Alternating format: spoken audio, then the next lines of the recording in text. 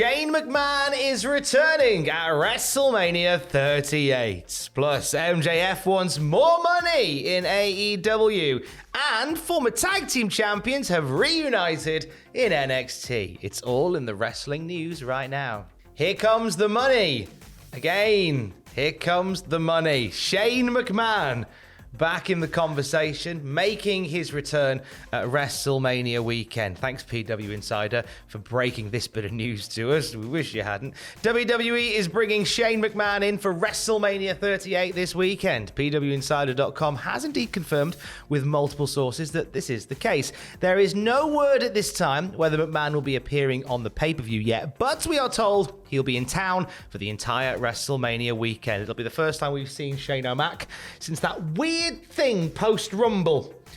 He's just going to be at WrestleCon. It'll be all right. Is that what it's going to be? Yeah. Phew. Moving on. No. Shane, it's just a bit of a mess, isn't it? Because we had that whole, as you were saying there before I cut you off, like the whole, all the rumors and Vince firing his own son and all the drama that came out of the back of that.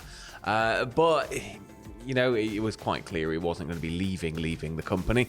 And it would only probably be a matter of time before he was back. So it's not entirely surprising. It's maybe not the news we want to hear on this snowy, somehow, Newcastle morning. Yeah, it's snowy. But, it kind of makes sense. I don't know where they insert him. Like, maybe put him in the armbar the night before or something. But I feel like we are being served a special plate of red herring.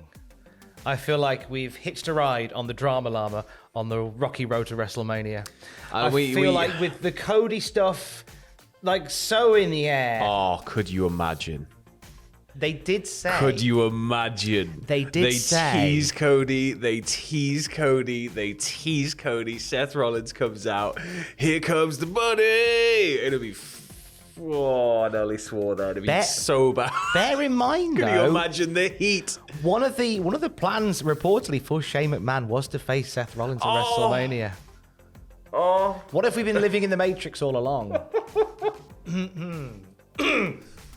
What if we've been living in the Matrix all along, and this has all been the story? Possibly. What if we've told the story? I just kind of hope Shane's back, but you see him pat someone on the back before they go out to the ramp. Yep, and then shoot fight with them. He will be apparently within WWE's perimeter for WrestleMania 38. He will be there, whether he'll be in an on or off-screen capacity is yet to be seen.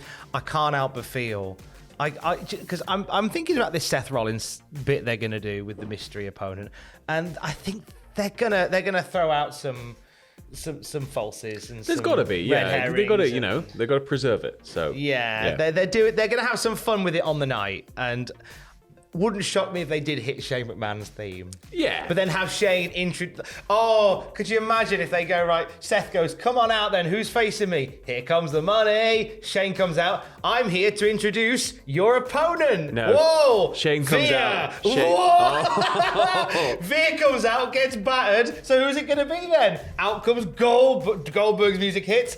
"I'm here to introduce your opponent." And this is all getting a bit ridiculous now, Tom, even for me. WrestleMania, innit? Even for you. Jeebus. We'll move on then. There's a little bit of confusion. Staying with WrestleMania, there is a little bit of confusion over the main event for Saturday night, which, as Elton John told us, is all right for fighting. But apparently the fighting will be happening in the penultimate match, because according to the Wrestling Observer and multiple other sources, including Kermit125, who's that Reddit user, who's that Reddit insider. Yeah. It's been verified on a couple of other things. The Kevin Owens show, featuring Stone Cold Steve Austin, to main event night one. It's been a bit will they, won't they, because we've been reporting on it kind of, it was gonna, but it's not now. Oh, and it's not, but it was gonna, and it's gonna now, but it's not. And so I think it's still going to be very much up in the air until the day. But at the same time, despite the fact that it is potentially a talky segment that maybe leads to a little bit of a brawl, it's going to be very, very, very hard to follow a Steve Austin in Texas Pop. Ronda Rousey thinks that she is. She was on the Ellen show, And she told Ellen, quote, "I'm going to be in the main event for the second time. I was part of the first main event with women. This is the third. It's becoming almost something that doesn't even need to be mentioned anymore, which is the goal." Tom, you're forgetting one key thing. WrestleMania has like 7 main events. That is true. Like, because, why can't we just have one main event anymore? Well, if we have 7, everybody's got a main event match, and everybody can promote that they're in a main event match, and now we've got 7 main event matches. But the fact that Ronda says, like, this is the third main event with women, because then you very much look, she's describing actual main events. Yeah, but if Becky versus Ronda versus Charlotte. But if the KO show isn't treated like a match, and it isn't regarded as a match, it's a segment. It's technically still the main event. Yeah. It's just being followed by essentially a live dark segment. Yeah, that's type thing. That's a good shout. That is a good shout. Moving over to the AEW side of things. On the news yesterday, it was Andrew and Jack who talked about a bit of frustration between Tony Khan and MJF over the weekend. And Sean Fightful from rossap.com has shed a little bit more light on this on the backstage report. He says, "I know MJF is frustrated about his contract.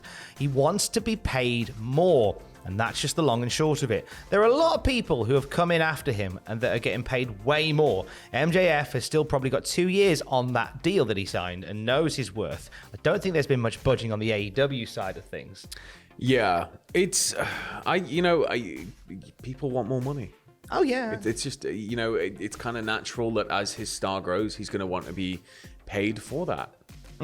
So especially when he's in programs with someone like CM Punk, who you would imagine CM Punk's financial upside is much higher than MJF's, and MJF has more than carried 50% of the feud. Yeah. It's the whole thing. I think that MJF will, ultimately, I mean, he's already one of the biggest stars in the company. So it's only natural that as you progress through that career that you expect to be, financially compensated for it on a level that you bring to the company. Because if he's bringing in X amount per year and he knows it, then he's going to want a nice cut of that.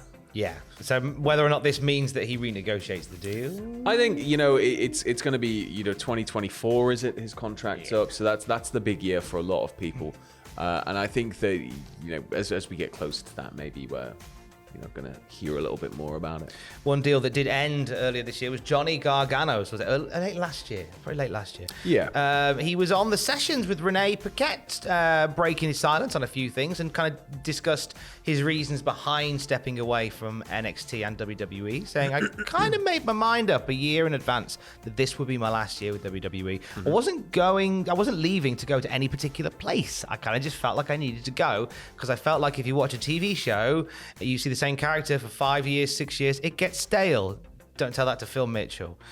I believe that being off TV and being away makes people miss you. And I think people need to have a chance to miss you. Well, yeah, how can I to be said for that? How can I miss you if you don't go away? You sound like my mother. It's he's right. You can't quite sit there getting burnt out. And this may be where we start seeing wrestling moving, because as people are more and more frustrated at being underutilized by major companies, I think we may see more people obviously go off to the indies, or maybe meet their obligations with the company up to a set date and then be like, right, I'm going to dabble in films for a year, or I'm going to come back to wrestling. And it's like, as long as the door's always open and as long as you don't slam it shut and set fire to it on the way out, you're pretty able to slot back into wrestling, if people want to see you wrestle. He's very much left a shoe in the door. Yeah, and I think everybody wants to see Johnny Gargano come back and wrestle. So long as he's ready to and he's happy to and he thinks it's the right time, then go for it. Absolutely. Take your break. Rest up. Yeah. I think not enough wrestlers feel like they can do that. I don't think a lot of wrestlers can't financially. I think, it's only a small percent. I mean, it's like if you look at bands, right? If you start a band, it's like a percent of a percent of a percent of a fraction of a percent will make it big. Mm-hmm. So it's like, there's only a small group of wrestlers are kind of able to step back financially and take that time without having to maybe do other obligations. But I think it may be where we start to see the industry moving. That's a good shout. Sometimes you're All-American Rejects, sometimes you're American Rachel. You decide which is which. NXT news. Last night we saw former tag champions reunite, didn't we? Yes, we had Dakota Kai get attacked by Toxic Attraction, which led to the return, of course, of Raquel Gonzalez from injury. She rushed the ring to make the save. She offered a handshake, but Kai instead jumped into her arms, and they held up the NXT Women's Tag titles. They were the first team to hold them, of course. About an hour, yeah. It was confirmed soon after that they will challenge Toxic Attraction for the NXT Women's Tag titles at... Stand and eat liver. That's right. Your money or your wife. That one. It seems weird to do stand and deliver without the whole dandy Look, Highwayman they type don't think anything through, thing. right? They did No. NXT 2.0 on a whim, didn't they? Yeah. So now it's like, oh, you stand and deliver. Yeah, that's what it's always going to be called now. Stand and deliver. Despite the fact we won't hear stand and deliver unless there's like a hip hop version of stand. We already and heard deliver. it. Poppy did a version, didn't she? Yeah, but there, that was great on night 2 of stand and deliver. But I can't see them bringing back Poppy for the Saturday matinee. Well, Triple H isn't there. Who's Vince's favourite? AC/DC will do stand and deliver. And it'll sound just like Back in Black. And the lyrics will be the lyrics to Back in Black. Stand and deliver. No, it'll literally just be Back in Black, but it'll pop up with AC/DC, stand and deliver. Brackets, an original WWE like song.